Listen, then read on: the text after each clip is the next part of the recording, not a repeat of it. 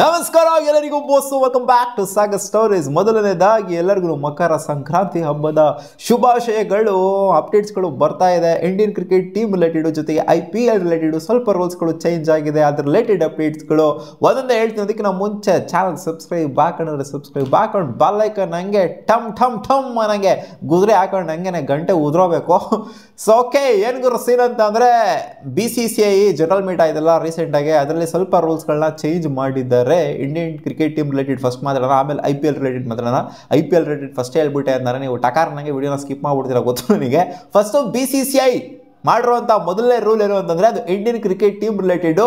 Wives are not allowed. ಮಗ ಹೆಂಡ್ತಿದಿರೋ ಹೆಂಡ್ರು ಮಕ್ಕಳು ಎಲ್ಲ ಟ್ರಾವೆಲ್ ಮಾಡೋಂಗಿಲ್ವಂತೆ ಟೀಮ್ ಜೊತೆಗೆ, ಅವ್ರ ಗಂಡದಿರ ಜೊತೆಗೆ ಟ್ರಾವೆಲ್ ಮಾಡೋಂಗಿಲ್ವಂತೆ.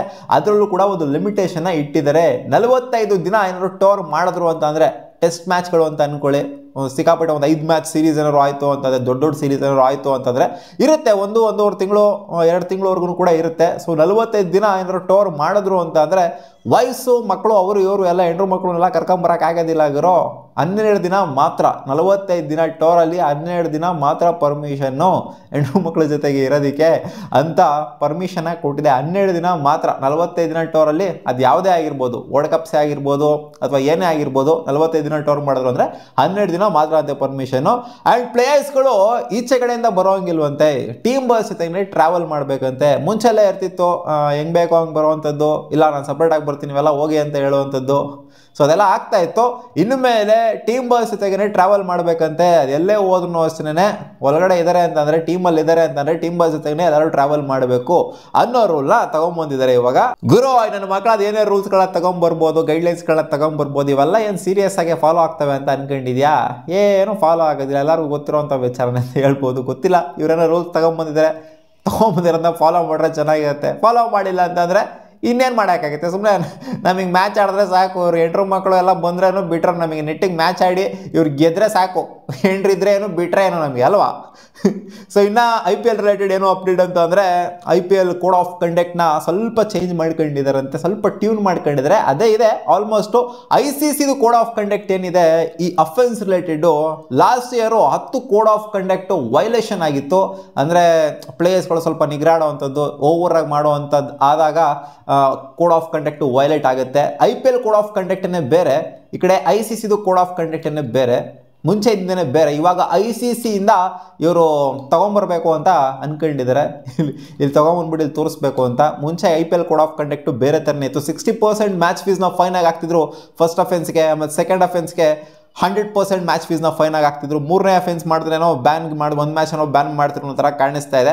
ಅದೇ ಇವರ ಕಂಡಕ್ಟ್ ಹೆಂಗಿದೆ ಅಂದರೆ, ICC ಕೋಡ್ ಆಫ್ ಕಂಡಕ್ಟ್ ಹೆಂಗಿದೆ ಅಂತಂದ್ರೆ, level of offences, first level of offence, grade of offence ಅಂತ ಹೇಳ್ಬೋದು. Level 1, level 2 and level 3. ಒಂದೇ ಸಲ ಲೆವೆಲ್ 2 ಅಥವಾ ಲೆವೆಲ್ 3 ಬೇಕಾದ್ರೂ ಅಫೆನ್ಸ್ ಆಗ್ಬೋದು ಅದು. ಸೊ ಆ ಥರ ಏನಾರು ಆಯಿತು ಅಂದರೆ ಡೈರೆಕ್ಟಾಗಿ ಬ್ಯಾನು, ಅಂದರೆ 1 ಮ್ಯಾಚ್ 2 ಮ್ಯಾಚ್ ಬ್ಯಾನು.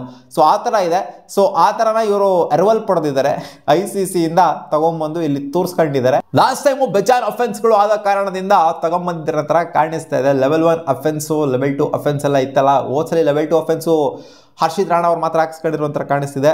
ಲೆವೆಲ್ 1 ಅಫೆನ್ಸ್ನ, ಲೆವೆಲ್ 1 ಕೋಡ್ ಆಫ್ ಕಂಡಕ್ಟ್ನ ಬ್ರೀಚ್ ಮಾಡಿದ್ದು ಟಿಮ್ ಡೇವಿಡು, ಕಾರಿನ್ ಪೋಲಾರ್ಡು ಅಲ್ಲಿ ಡಗಡಲ್ಲಿ ಕೂತ್ಕೊಂಡೇ ಬ್ರೀಚ್ ಮಾಡಿದ್ರು, ಮ್ಯಾಚಲ್ಲಿ ಆಡಿಲ್ಲ ಅಂದ್ರೂ. ಆಮೇಲೆ ವಿರಾಟ್ ಕೊಹ್ಲಿ, ಸ್ಯಾಮ್ ಕರನ್, ರಸಿಕ್ ಸಲಾಮ್ ಅವರು, ಆಮೇಲೆ ಇಶಾನ್ ಕಿಶಾನ್, ಸಂಜು ಸ್ಯಾಮ್ಸನ್, ರಮಣ್ದೀಪ್ ಸಿಂಗ್, ಆಮೇಲೆ ಶಮ್ರಾನ್ ಹೆಟ್ಮಾರ್. ಸೊ ಇಷ್ಟು ಜನ ಬ್ರೀಚ್ ಮಾಡಿದ್ರು ಕೋಡ್ ಆಫ್ ಕಂಡಕ್ಟ್ನ. ಸೊ ಇಷ್ಟೊಂದು ಜನ ಎಲ್ಲ ಏನಕ್ಕೆ ಇಷ್ಟೊಂದು ಜನ ನಿಗ್ರಾಡ್ತಾ ಇದ್ದಾರೆ, ಏನಾದ್ರು ತೊಗೊಂಬರ್ಬೇಕಲ್ಲ ಇವರಿಗೆ ಅಂತ ICC ಕೋಡ್ ಆಫ್ ಕಂಡಕ್ಟ್ನ ಇವಾಗ ತಗೊಂಬಂದು ಹೇಳ್ತಿದ್ದಾರೆ. ಅಂಥ ಹೆವಿ ಡಿಫ್ರೆನ್ಸ್ ಏನಿಲ್ಲ IPL ಕೋಡ್ ಆಫ್ ಕಂಡಕ್ಟ್ಗೂ ICC ಕೋಡ್ ಆಫ್ ಕಂಡಕ್ಟ್ಗೂ ಆಲ್ಮೋಸ್ಟ್ ಸಿಮಿಲರ್ ಆಗೇನೇ ಇದೆ. ಸೊ ಏನು ಡಿಫ್ರೆನ್ಸು ಅಂತಂದರೆ, ಅದೇ 1-2 ಮ್ಯಾಚ್ ಬ್ಯಾನ್ ಮಾಡುವಂಥ ಸಾಧ್ಯತೆ ಬೇಗವಾಗಿರುತ್ತೆ ಅಷ್ಟೇ. ಲೆವೆಲ್ 1, ಲೆವೆಲ್ 2, ಲೆವೆಲ್ 3 ಅಫೆನ್ಸ್ ಏನಿದೆ, ಸೊ ಇದು ಒಂದೇ ಮ್ಯಾಚಲ್ಲೇ ಆದರೂ ಆಗ್ಬಿಡ್ಬೋದು. ಲೆವೆಲ್ 3 ಅಫೆನ್ಸ್ನ ಒಂದೇ ಮ್ಯಾಚಲ್ಲಿ ಕೊಟ್ಬಿಡ್ಬೋದು. ಅವಾಗ ಒಂದೇ ಮ್ಯಾಚ್ ಆಗಿದ ತಕ್ಷಣ ಬ್ಯಾನ್ ಕೂಡ ಮಾಡ್ಬಿಡ್ಬೋದು. ಅದರ ಎಕ್ಸ್ಟ್ರೀಮ್ ಲೆವೆಲ್ಗೆ ಹೋಗಿತ್ತು ಅಂತ ಅಂದಾಗ. So actually last season last season ಎಲ್ಲ ನೋಡ್ತು ಅಂದರೆ, ವಿರಾಟ್ ಕೊಹ್ಲಿ ಗಂಭೀರ ಅವ್ರ ಇಶ್ಯೂ ಆಗಿರ್ಬೋದು, ಸಿಕ್ಕಾಪಟ್ಟೆ ದೊಡ್ಡ ಇಶ್ಯೂಗಳೆಲ್ಲ ಆಗಿತ್ತು. ಸೊ ಅವಾಗ IPL ಕೋಡ್ ಆಫ್ ಕಂಡಕ್ಟು ಏನು ಬ್ಯಾನ್ ಮಾಡಿರಲಿಲ್ಲ. ಒಂದೇ ಮ್ಯಾಚಲ್ಲಿ ಅವನ ಅಜ್ಜಿ ದೊಡ್ಡ ಅಫೆನ್ಸೇ ಆಗೋಗ್ಬಿಟ್ಟಿತ್ತು. ಅವಾಗ ಎಲ್ಲ ಏನು ಕಿತ್ತಾಡೋದು ಅಜ್ಜಿ, ಅದಂತೂ ಒಂಥರ ಎಕ್ಸ್ಟ್ರೀಮ್ ಮ್ಯಾಚ್ ಆಗೋಗ್ಬಿಟ್ಟಿತ್ತು. ಹಂಗೆ ನೋಡೋಕೆ ಹೋಯ್ತು ಅಂದರೆ ಗಂಭೀರ್ ಗ್ರೌಂಡ್ಗೆ ಬರೋಂಗಿಲ್ಲ, ವಿರಾಟ್ ಕೊಹ್ಲಿ ಕೂಡ ಗ್ರೌಂಡ್ಗೆ ಬರೋಂಗಿಲ್ಲ, ಆ ಥರ ಅಫೆನ್ಸ್ ಆಗೋಗ್ಬಿಟ್ಟಿತ್ತು. So IPL code of conduct ಒಂದು ಸ್ವಲ್ಪ ಲಿಬ್ರಲ್ ಆಗಿತ್ತು, ಇವಾಗ ಒಂದು ಸ್ವಲ್ಪ ಸ್ಟ್ರೆಂಥನ್ ಮಾಡಿದ್ದಾರೆ ಅದನ್ನು, ಅಫೆನ್ಸ್ಗಳು ಆಗದೆ ಇರೋ ರೀತಿ ಅನ್ನೋ ಥರ BCCI ಅವರು ಹೇಳಿದ್ದಾರೆ, ನೋಡೋಣ ಅದು ಯಾವ ಥರ ಆಗುತ್ತೆ ಅಂತ. ಅಫೆನ್ಸ್ ಏನಾದ್ರು ಆಯಿತು ಅಂದರೆ ಗೊತ್ತಾಗುತ್ತೆ ನಮಗೆ ಹೆಂಗೆ ಆ್ಯಕ್ಷನ್ನ ತೊಗೊತಾರೆ ಅಂತ. ಇದಿಷ್ಟು ಆಗಿತ್ತು ಗುರು ಅಪ್ಡೇಟ್ಸು ರಿಲೇಟೆಡು. ಸ್ವಲ್ಪ ರೂಲ್ಸ್ಗಳನ್ನ ಟ್ಯೂನ್ ಮಾಡೋರು ರಿಲೇಟೆಡು. ಏನು ರೂಲ್ಸ್ ಟ್ಯೂನ್ ಆದ್ರೂ ಅಷ್ಟೇನೆ ಮಾಡೇ ಮಾಡ್ತಾರೆ ಪ್ಲೇಯರ್ಸ್ಗಳು. ಸಿಗೋಣ ಮುಂದಿನ ವಿಡಿಯೋದಲ್ಲಿ ಗಾಯ್ಸ್. ವಾ.